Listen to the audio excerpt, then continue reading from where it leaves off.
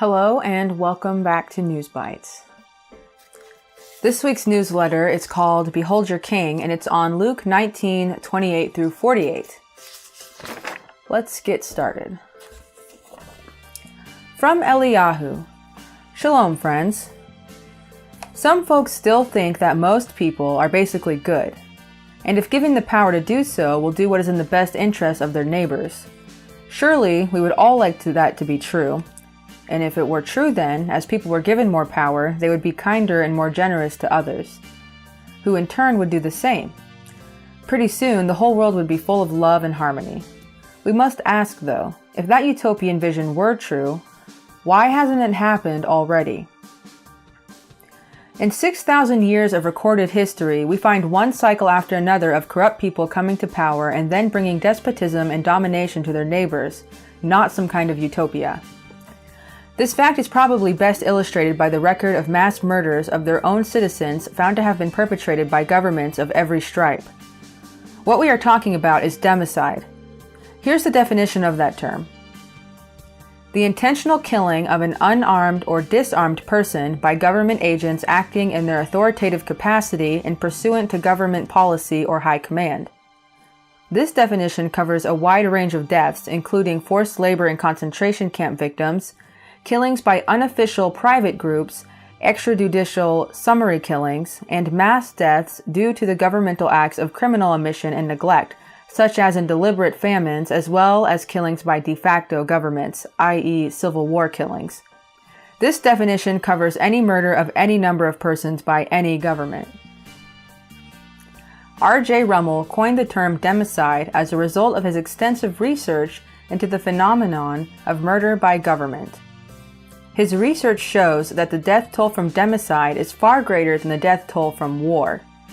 After studying over 8,000 reports of government-caused deaths, Rummel estimates that there have been 262 million victims of democide in the last century. According to his figures, 6 times as many people have died from the actions of people working for governments than have died in battle. According to Rummel, quote, "The more power a regime has, the more likely people will be killed. This is a major reason for promoting freedom." End quote. Rummel concludes that concentrated political power is the most dangerous thing on earth. Whenever citizens inform themselves of these lessons of history, they become less than trusting of government, any government, because government is where the power-hungry converge to wield control over the rest of us. The founding fathers of the United States, smarting from the abuses of King George, felt exactly that way, which is why the U.S. Constitution they crafted attempts to limit the power of government for the good of the people. Of course, they knew the corrupt power-hungry would eventually subvert the system they crafted, because love of power knows no constraints and will always find a way to grab more power. No system devised and set out on paper can hold back that corrupting process. That's why many of the founding fathers often pointed out that the Constitution was only as good as the population, and that it can only work so long as a righteous population made it work. Sadly, we are long past that now, and whatever is left of the Constitution is quickly being subverted as if by a wild pack of dogs snapping at the kill. We are being set up for global government. This has been in the works for a long time, but now we are at the point where we hear of this openly in the mainstream media. This is supposed to be a good thing. Think of a room full of music stars all singing "We Are the World."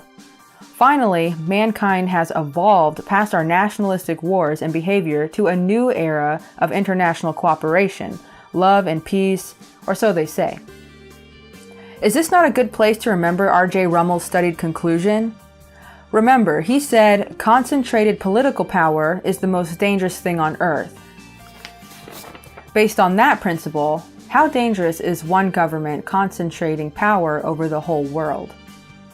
This will not be utopia. Far from it, it will be the end of the world as we know it. This is a good place to remember our King, the Son of God, coming to us, humbly riding on a donkey. Here is a ruler, the only ruler, who has proven his justice and righteousness and his love for humanity. He alone is our last and best hope for a new and better world, and he's coming soon, and even the globalist overlords cannot do a thing to stop him. He has power too, power far greater than theirs. Finally, oppressive human government will be forced by his power to give way to his righteous kingdom. Lord, we say, thy kingdom come. And I did write some notes here. So while I was studying this newsletter and going through some of the topics it touches on, I was actually reminded of some books and articles I had read about genocide when I was younger. And that may sound a bit strange, but it interested me because I never understood why someone would hate one group of people so much that they'd want to annihilate them. And the thing is, these kinds of people, like these hateful people, always found others who thought like them too.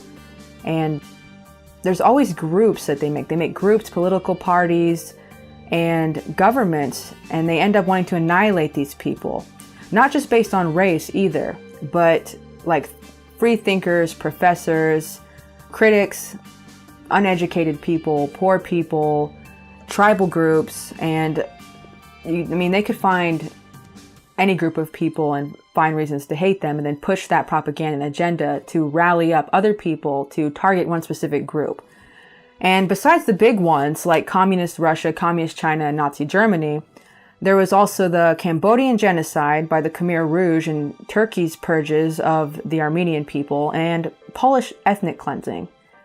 And this was interesting to me because while it was occupied by Nazi Germany, the cleansing was carried out by the Ukrainian insurgent army. And this was in 1943. Of course, it was brutal, and 1943 wasn't that long ago. It was like 76 years ago. Not that long ago. And there were, of course, many other government-led genocides, democide, that are actually closer to our time right now. So, what's changed between then and now?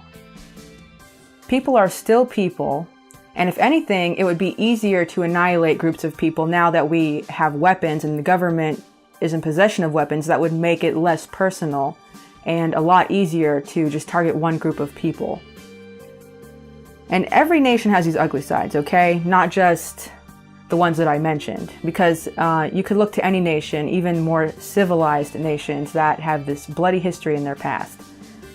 I wish I could believe that people do have good intentions, but they often don't. And everything that's written in this newsletter is true.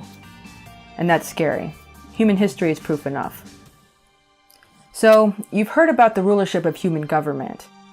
Eliyahu's teaching, Behold Your King, talks about Yeshua's rulership. And if you compare the two, the righteous ruler is obvious. Also, you might find this kind of depressing, so you should encourage yourself with the fact that Yeshua is coming back soon. We're all ruled by something, or someone. So choose whose hands you're going to put your life into. Thank you for watching. If you liked this video, please subscribe, leave your questions and comments below. And as always, you can watch Behold Your King right over here. Thank you.